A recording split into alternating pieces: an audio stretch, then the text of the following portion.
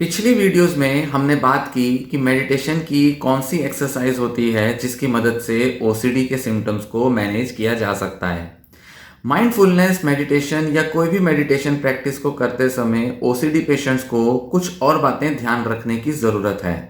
Specially जो सबसे important है वो ये कि ओसीडी पेशेंट्स को माइंडफुलनेस मेडिटेशन के लिए अपनी एक्सपेक्टेशंस को हैंडल करना बेहद ज़रूरी होता है। जिन लोगों को ओसीडी होता है वो अक्सर किसी भी टास्क को, खासकर कि जब थेरेपी से रिलेटेड टास्क किए जाते हैं या उनको सजेस्ट किए जाते हैं, तो वो उन्हें बड़े ही इवेल्युएटिव वे में लेते हैं।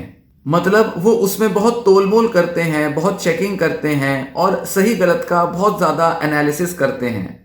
वो अक्सर किसी भी टास्क में यह जांचने की कोशिश करते हैं कि क्या वो उसे सही तरह से कर पा रहे हैं, क्या यही उसको करने का सही तरीका है, क्या वो सही से उसे समझ पाए हैं, क्या उन्होंने जो किया है वो सही तरीका है। माइंडफुलनेस मेडिटेशन को अगर इस तरह के जजमेंटल एटीट्यूड के साथ किया जाएगा तो उसे करना बेहद मुश्किल हो जाएगा।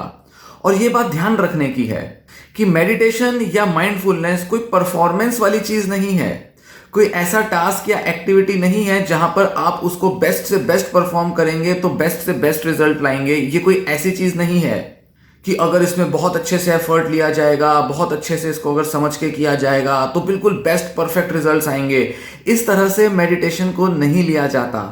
पर दुर्भाग्यवश ओसीडी के पेशेंट्स अक्सर जब मेडिटेशन या माइंडफुलनेस करते हैं तो वो उसे बस बहुत अच्छे तरीके से करने की धुन में अक्सर बहुत ज्यादा ऑब्सेस्ड होने लगते हैं और माइंडफुलनेस या मेडिटेशन खुद उनके ओसीडी का पार्ट बन जाता है। मतलब वो उसके बारे में भी अपने ऑब्सेशन को बढ़ाने लगते हैं। अच्छी मेडिटेशन या अच्छी मेडिटेशन प्रैक्टिस का क्या मतलब है कि बस जब आप उसे अच्छे तरीके से कर रहे हो और जिसे करके आपको अच्छा लग रहा हो, आपको थोड़े बहुत ही सही पर अच्छे खासे रिजल्ट्स मिल रहे हो, इतना पता होना, इतना समझ आना काफी होता है। इसका कोई बेस्ट तरीका नहीं होता जिससे आप जज करो कि क्या आपने उसे सही किया या नहीं किया। ऐसा नहीं होता कि अच्छी मेडिटेशन करके कुछ आपको अच्छा फील आएगा और बुरी मेडिटेशन करके या मतलब गलत तरीके से मेडिटेशन करके आपको कुछ बुरा फील आएगा तो आप इनको कंपेयर करेंगे। या ऐसा भी कोई तरीका नहीं है जिसमें आप कहें कि कोई दूसरा व्यक्ति जो है उसे अच्छे तरीके से कर रहा होगा या खराब तरीके से कर रहा होगा और मैं कैसे कर रहा हूं या कर रही हूं, इसको आप कंपेयर करके चेक कर पाएं या पता कर पाएं। ऐसा कोई पैरामीटर नहीं होता, ऐसा कोई तरीका नहीं होता जिससे आप बता सकें कि अच्छी मेडिटेशन और बुरी मेडिटेशन करना क्या होता है। काफी हद तक ये जो मैटर होता है ये बहुत सब्जेक्टिव होता है, इसलिए इसे मैनेज करना भी एक सब्जेक्टिव इशू है। मतलब आपका निजी पर्सनल इशू है, ना कि आप तोल मोल करके, कंपेयर करके या किसी स्टैंडर्ड को पूरा करने के नजरिए से आप इस मेडिटेशन को पूरा करेंगे। ऐसा नहीं होता। साथ ही ये भी बात ध्यान में रखनी जरूरी है कि आप मेडिटेशन को कोई एक्सट्रीम सेल्फ कंट्रोल लाने के लिए नहीं कर रहे हैं। मेडिटेशन से आपकी एक्सपेक्टेशंस क्या हैं, आप उसे क्या समझते हैं, उससे आपका गोल क्या है, लक्ष्य क्या है, इसके लिए आपको क्लैरिटी होना बेहद जरूरी है। ये कोई ऐसा एक्सट्रीम सेल्फ कंट्रोल नहीं है जिससे कि आपके जो थॉट्स हैं वो एकदम क्लियर हो जाएंगे, माइंड जो है वो एकदम से साफ हो जाएगा, आपके मन में कोई भी नेगेटिव थॉट आने बंद हो जाएंगे या आपके मन में बिल्कुल स्पेसिफिक और मनचाही थॉट्स आएंगी। इस तरीके से मेडिटेशन को अप्रोच नहीं किया जाता। इस तरीके से मेडिटेशन से एक्सपेक्टेशन नहीं लगाई जा सकती।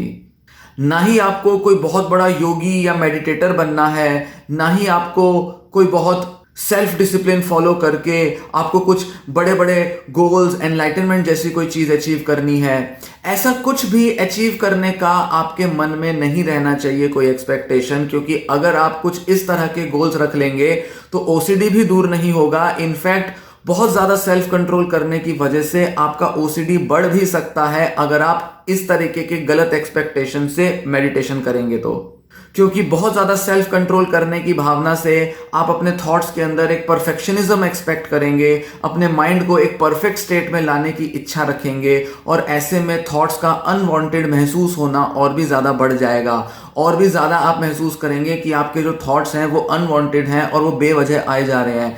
ऐसे में आप उन्हें और ज्यादा रोकने की कोशिश करेंगे और इस वजह से आपका ओसीडी बढ़ जाएगा।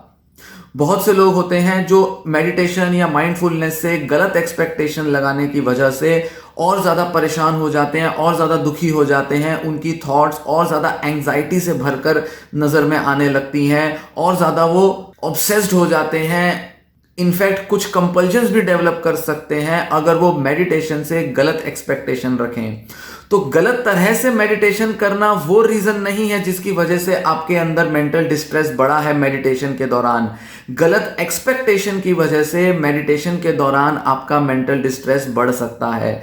इसलिए आपको कुछ बहुत बड़े बड़े लक्ष्य हासिल नहीं करने, सिर्फ आपको ठीक ठाक तरीके से माइंडफुलनेस करके अपने ओसीडी को मैनेज करने की कला सीखनी है, स्किल सीखनी है। इससे ज्यादा आपका कोई और लक्ष्य नहीं होना चाहिए माइंडफुलनेस को लेकर।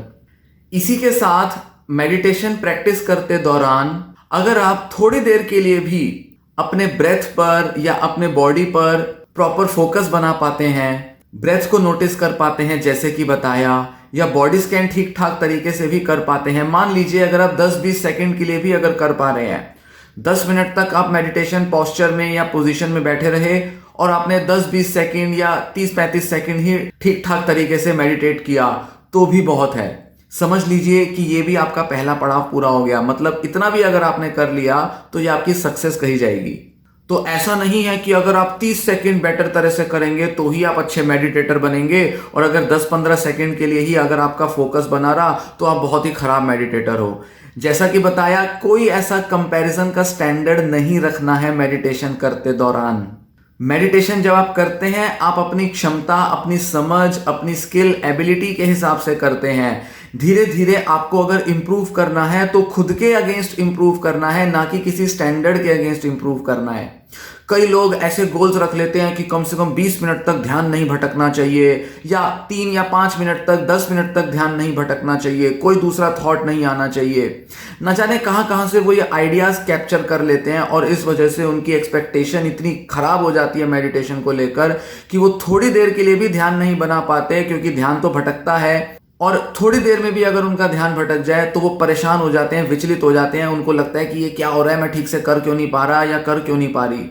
तो इस तरह की कोई टाइम ड्यूरेशन को लेकर भी बहुत ज्यादा अपने से एक्सपेक्टेशन नहीं रखनी।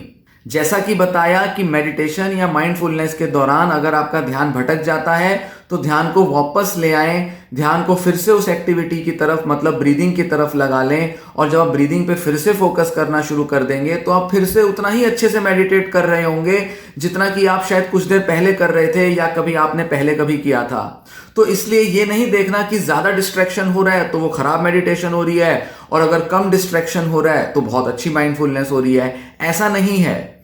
किसी दिन हो सकता है ज्यादा डिस्ट्रैक्ट हो रहे हो, किसी दिन कम डिस्ट्रैक्ट हो रहे हो, कई डिफरेंट रीजंस की वजह से ऐसा हो सकता है। अच्छी मेडिटेशन का मतलब सिर्फ इतना है कि जब ध्यान हटे तो आप उधर अपना ध्यान ले जाओ, उसके लिए माइंडफुल हो जाओ, फिर दोबारा से ध्यान अपने ब्रीदिंग पे ले आओ और फिर उधर की तरफ माइंडफुल हो जाओ। बस ये चीज आपकी होनी चाहिए, ये प्रक्रिया आपकी चलनी चाहिए। तो डिस्ट्रैक्शन कितना हो रहा है, कितनी देर तक मेडिटेट कर पा रहे हैं, इनसे कोई लेना देना नहीं है एक अच्छी माइंडफुल प्रैक्टिस का। तो जो मोटे तौर पे जो चीज मायने रखती है वो ये कि जब आपका ध्यान भटका, आप उसके लिए अवेयर हुए, आपने उधर ध्यान दिया कि अच्छा मेरा ध्यान गया, मैं वापस लाता हूं ध्यान, दोबारा से ब्रीदिंग पर लाता हूं। और वो क्षण भर के लिए भी अगर आपका ध्यान भटका या वो कुछ मोमेंट के लिए भी अगर आप उसके लिए माइंडफुल हो जाते हैं तो वो अपने में सफिशिएंट है। इसलिए देर तक एक चीज पर ध्यान बना के आपने रखा है, ऐसा कोई एक्सपेक्टेशन मत रखिए। कई लोगों को लगता है कि एक थॉट पर, एक इमेज पर अपना ध्यान बना के रखना, या कोई सामने कोई चीज देख रहे हैं उस पर ध्यान बना के रखना, ये बहुत बड़ी मेडिटेशन होती है। नहीं, ऐसा कोई जरूरी नहीं है। ध्यान है, मन है, चंचल है, इधर उधर भटकेगा। भटकना उसका स्वभाव है, उसका नेचर है मन का। आपको जो करना है माइंडफुलनेस में, वो अपने ध्यान को जहां भी भटक रहा है उसके लिए जागरूक होकर, अवेयर होकर वापस से अपनी ब्रीदिंग पर लाकर, ब्रीदिंग के लिए आपको फिर से जागरूक होना है। बस सिर्फ इतना है माइंडफुलनेस के अंदर जो आपको करना है, या ये कहें कि आपको बस अचीव करना है। इससे ज्यादा और कुछ उम्मीद नहीं लगानी, इससे ज्यादा कुछ भी और ज्यादा आपको नहीं करना। तो चाहे आप पूरे 10-15 मिनट की मेडिटेशन के दौरान शायद 2 या 3 बार ही पूरी तरह से अवेयर होकर माइंडफुल हो पाए हो, 20 बार माइंडफुल हो पाए हो, 200 बार माइंडफुल हो पाए हो, या 2000 ऐसे मोमेंट्स रहे हो जब आपने माइंडफुलनेस को एक्सपीरियंस किया है, काफी है। वो मोमेंट्स जो है ना माइंडफुल होने के, जब आप अपना ध्यान ले जाकर अपने को जागरूक करते हैं, कहीं भी ध्यान जाए, डिस्ट्रैक्टर की तरफ जाए या ब्रीदिंग की तरफ आए, आपका अगर ध्यान सही तरह से जा रहा है, आप अगर उस डिस्ट्रैक्शन के लिए या ब्रीदिंग के लिए अगर सही क्षण में, सही पल में अगर आप जागरूक हो रहे हैं, बस बहुत है। वो माइंडफुल मोमेंट है आपका, वही अगर हो जाए तो बहुत है। धीरे धीरे धीरे प्रैक्टिस से ये माइंडफुल मोमेंट्स की जो आपकी प्रैक्टिस है, इसकी जो स्किल है आपकी इंप्रूव होगी और आप बेटर मेडिटेटर बनते जाएंगे। ये बात ज़रूर है कि धीरे धीरे धीरे प्रैक्टिस करके आप अच्छे मेडिटेटर बन ज़रूर जाते हैं, पर शुरुआत में ही बहुत ज़्यादा एक्सपेक्टेशन नहीं लगानी, शुरुआत से ही बहुत ज़्यादा कोई स्टैंडर्ड नहीं रख लेना, ये ध्यान में रखना ज़रूरी है।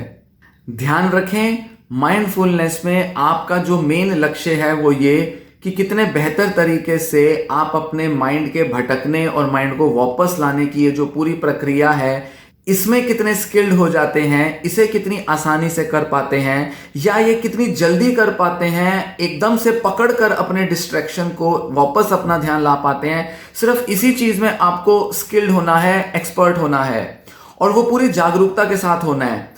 आपको कुछ ऐसा नहीं अचीव करना कि मेरे मन में कितनी थॉट्स आ रही हैं, ये मुझे अचीव करना है, मतलब थॉटलेस हो जाए माइंड, ऐसा कुछ अचीव नहीं करना। या आप कितने रिलैक्स्ड फील कर रहे हैं, कितने शांत, कितने पीसफुल फील कर रहे हैं, ऐसा भी कुछ लक्ष्य आपको अचीव नहीं करना। या आपका ध्यान कितना अच्छे से बना रहा, कितनी देर तक बना रहा, ऐसा भी कुछ अचीव नहीं करना। सिर्फ आपको अपने मन के काम करने की बेसिक जो फीचर है अटेंशन से रिलेटेड, अटेंशन कहां पर है, ध्यान किधर है, ध्यान डिस्ट्रैक्शन की तरफ गया, अवेयर हो जाओ कि हाँ मेरा ध्यान भटक गया, मैं डिस्ट्रैक्ट हो गया, ये एक विचार था जो मेरे मन में आया।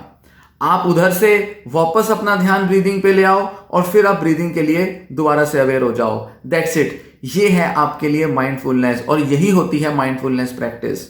और खासकर ध्यान दें, आप ओसीडी से जूझ रहे हैं, ओसीडी की अनवांटेड थॉट्स, कंपल्जन्स, न जाने किन किन चीज़ों से आप स्ट्रगल कर रहे हैं। ऐसे में अगर आप हर चीज़ के साथ इतना एक्सपेक्ट करेंगे, अगर आप माइंडफुलनेस के साथ मेडिटेशन से इतना ज़्यादा एक्सपेक्टेशन लगाएंगे तो आपको फेलियर हाथ में लगेंगे। ज़्यादा एक्सपेक्टेशन की वजह से आप रिजल्ट्स को ठीक से इवेल्युएट नहीं कर पाएंगे, ठीक से उसका फ़ायदा नहीं ले पाएंगे माइंडफुलनेस का, और ज़्यादा हताश होंगे, डिप्रेस होंगे। हो सकता है कि आप शायद माइंडफुलनेस या मेडिटेशन करना ही छोड़ दें। तो ऐसे में अपना डिस्ट्रेस बढ़ाने की बजाय, अपनी एक्सपेक्टेशंस की वजह से अपना ओसीडी बढ़ाने की बजाय बेटर होगा कि आप अपनी एक्सपेक्टेशंस को कम करें, ताकि आप सही तरह से अपने माइंड में होने वाला पेन, स्ट्रेस और जो भी इतनी परेशानियां हैं उसको टॉलरेट कर पाएं, उनको ढंग से डील करने के लायक बन पाएं और ग्रेजुअली धीरे धीरे धीरे एक पीस ऑफ माइंड अटेन कर पाएं।